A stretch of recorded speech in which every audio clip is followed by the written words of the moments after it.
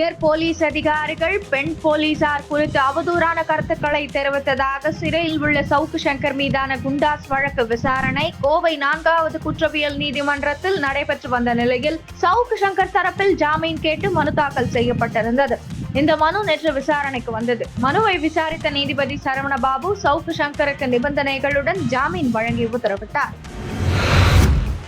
ஐக்கிய அரபு அமீரகத்தின் வர்த்தகத்துறை அமைச்சர் அப்துல்லா பின் தௌக் அல்மரி சென்னை தலைமை செயலகத்தில் முதல்வர் ஸ்டாலினை சந்தித்து தமிழகத்தில் தொழில் துவங்குவது பற்றியும் தமிழகம் மற்றும் ஐக்கிய அரபு அமீரகம் இடையே பொருளாதாரம் மற்றும் வர்த்தக உறவுகளை மேம்படுத்துவது குறித்தும் பேசினார்.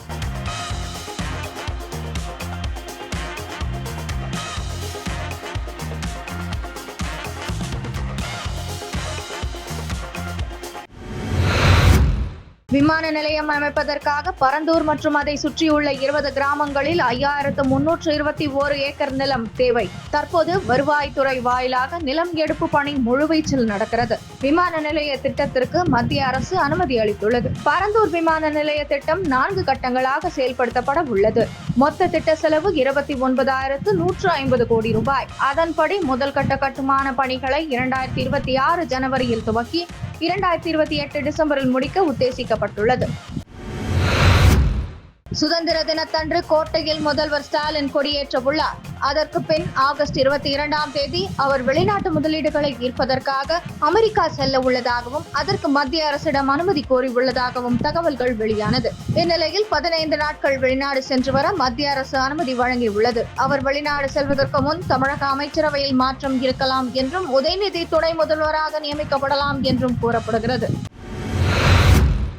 மோடி தலைமையிலான பாஜக 3.0 அரசின் முதல் நிதி ஆயோக் கூட்டம் இன்று நடைபெறுகிறது.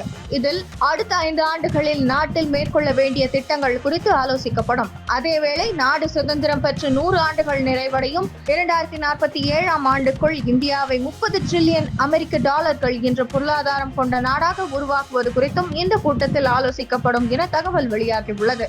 பிரதமர் மோடி தலைமையில் நடைபெறும் இந்த கூட்டத்தில் பங்கேற்க அனைத்து மாநில முதலமைச்சர்கள், யூனியன் பிரதேச கவர்னர்களுக்கு அழைப்பு விடுக்கப்பட்டுள்ளது. அதேபோல் இந்த கூட்டத்தில் மத்திய அமைச்சர்கள், நிதி ஆயோக் அதிகாரிகளும் பங்கேற்க உள்ளனர்.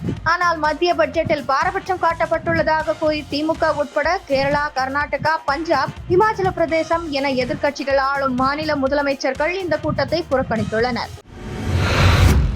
கார்கில் போர் வெற்றி தினத்தை நினைவு கூறும் விதமாக ஒவ்வொரு ஆண்டும் கார்கில் போர் வெற்றி தினம் கடைபிடிக்கப்படுகிறது. இந்த ஆண்டு கார்கில் போர் வெற்றி தினத்தின் 25வது ஆண்டு சில்வர் ஜூப்ளி என்பதால் பிரதமர் மோடி நேற்று கார்கிலுக்கு சென்றார். வீரர்கள் நினைவிடத்தில் மரியாதை செலுத்திய பின்னர் பேசிய அவர், நாட்டிற்காக உயிர் தியாகம் செய்த வீரர்களுக்கு நாம் ஒவ்வொருவரும் கடன் பட்டிருக்கிறோம்.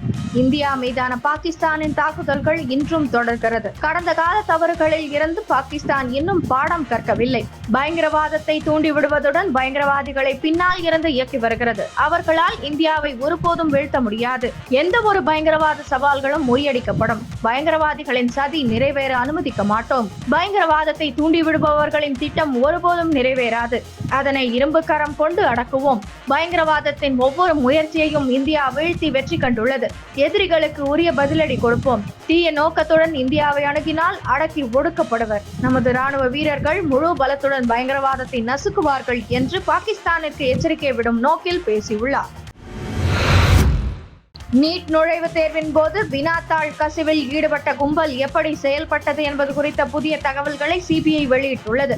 அதன்படி தேர்வு நடந்த ஒயாசிஸ் பள்ளியின் தலைமை ஆசிரியர் இஷானுல் ஹக் அந்த நகரின் தேசிய தேர்வு முகமையின் ஒருங்கிணைப்பாளராக இருந்துள்ளார். இவரையும் பள்ளியின் துணை தலைமை ஆசிரியர் இம்தியாஸ் ஆலமையும் இந்த மோசடியின் முக்கிய நபரான பங்கஜ் குமார் தொடர்பு கொண்டுள்ளார்.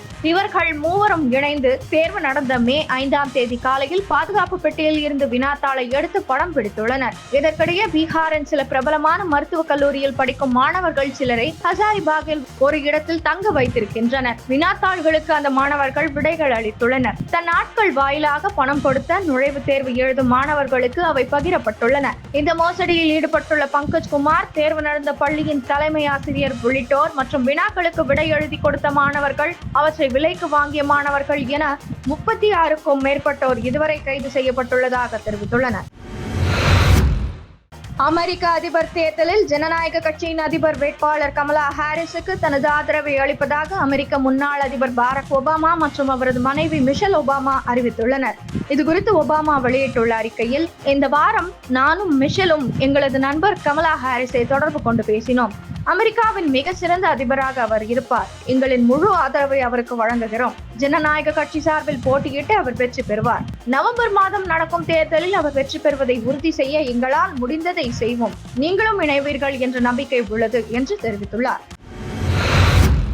இந்த ஆண்டு இந்தியாவில் நடைபெறவுள்ள குவாட் நாடுகளின் வருடாந்திர உச்சி மாநாட்டில் பங்கேற்பதற்காக அமெரிக்க அதிபர் ஜோ பைடன் உறுதியளித்துள்ளார். இந்திய பசிபிக் பிராந்தியத்தில் சீனாவின் ஆதிக்கத்துக்கு பதிலடியாக இந்தியா, அமெரிக்கா, ஜப்பான், ஆஸ்திரேலியா ஆகிய 4 நாடுகள் இணைந்து குவாட் அமைப்பை ஏற்படுத்தின. இந்த கூட்டமைப்பின் உச்சி மாநாடு கடந்த ஆண்டு மே மாதம் ஜப்பானில் உள்ள ஹிரோஷிமா நகரில் நடைபெற்றது.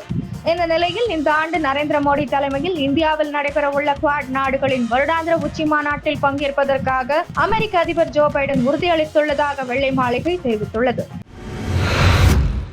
இலங்கை அதிபர் தேர்தல் செப்டம்பர் 21ஆம் தேதி நடைபெறும். இதற்கான வேட்புமனு தாக்கல் ஆகஸ்ட் 14ஆம் தேதி தொடங்குகிறது என இலங்கை தேர்தல் ஆணையம் அதிகாரப்பூர்வமாக அறிவித்துள்ளது. கடந்த 2019ஆம் ஆண்டு இலங்கை அதிபர் தேர்தல் நடைபெற்றது. இதில் கோத்தபய ராஜபக்சே 5 லட்சத்திற்கும் அதிகமான வாக்குகளை பெற்று வெற்றி பெற்றார். பிரதமராக மகிந்த ராஜபக்சே தேர்வு செய்யப்பட்டார். இந்த நிலையில் கடந்த 2022ஆம் ஆண்டு ஏற்பட்ட பொருளாதார மற்றும் அரசியல் நெருக்கடியை தொடர்ந்து கோத்தபய ராஜபக்சேவும் மகிந்த ராஜபக்சேவும் பதவி விலகினர். இதை அடுத்து புதிய அதிபராக ரணில் விக்ரமசிங்கே மற்றும் பிரதமராக தினேஷ் குணவர்தனா தேர்வு செய்யப்பட்டனர். இந்த சூழ்நிலையில் தற்போதைய அதிபர் பதவிக்காலம் நவம்பர் 17ஆம் தேதியுடன் முடிவு பெறுவதை ஒட்டி தேர்தல் நடைபெற உள்ளது. இந்த நிலையில் இலங்கை அதிபர் தேர்தல் செப்டம்பர் 21ஆம் தேதி நடைபெறும் எனவும் வேட்புமனு தாக்கல் ஆகஸ்ட் 14ஆம் தேதி முதல் தொடங்கும் எனவும் இலங்கை தேர்தல் ஆணையம் அதிகாரப்பூர்வமாக அறிவித்துள்ளது. அமெரிக்க அதிபர் தேர்தலில் இருந்து ஜோ பைடன் விலகிய பிறகு முதல் முறையாக பிரச்சாரத்தில் பங்கேற்ற குடியரசுக் கட்சி வேட்பாளர் டொனால்ட் ட்ரம்ப் கமலா ஹாரிஸை கடுமையாக விமர்சித்து பேசியுள்ளார். கடந்த 3.5 ஆண்டுகளாக பைடன் ஏற்படுத்திய பேரழிவின் பின்னணியில் உந்து சக்தியாக கமலா ஹாரிஸ் இருந்து வருகிறார் என்றும், அவர் ஒரு இடதுசாரி பைத்தியம், அவர் அதிபரானால் நாட்டை அழித்து விடுவார், அதனை நாங்கள் நடக்க விட மாட்டோம். அமெரிக்க வரலாற்றில் தீவிர தாராளவாத மனப்பான்மை கொண்ட அரசியல்வாதி கமலா ஹாரிஸ். அவர் பயங்கரமானவர். பர்னி சாண்டர்ஸை விட தாராளவாதி. கொடூரமான அதிபரால் நியமிக்கப்பட்டவர் கமலா ஹாரிஸ். ஜோ பைடன் அதிபராகி 3.5 ஆண்டுகளில் இந்த நாட்டுக்காக என்ன செய்தார்? நினைத்து பார்க்க முடியாத பலவற்றை அவர் செய்துள்ளார். அவற்றை எல்லாம் நாங்கள் மாற்றப் போகிறோம். ஜோ பைடனின் மனநிலை குறித்து கமலா ஹாரிஸ் துணிச்சலான பொய்களை கூறியுள்ளார். கமலாவை எப்போதும் நம்ப முடியாது. பைடனை போலவே அவரும் தலைமை தாங்க தகுதியற்றவர். ஒரே ஆண்டில் இந்த நாட்டை அழித்து விடுவார் என சரமாரியாக ட்ரம்ப் குற்றச்சாட்டுகளை முன்வைத்துள்ளார்.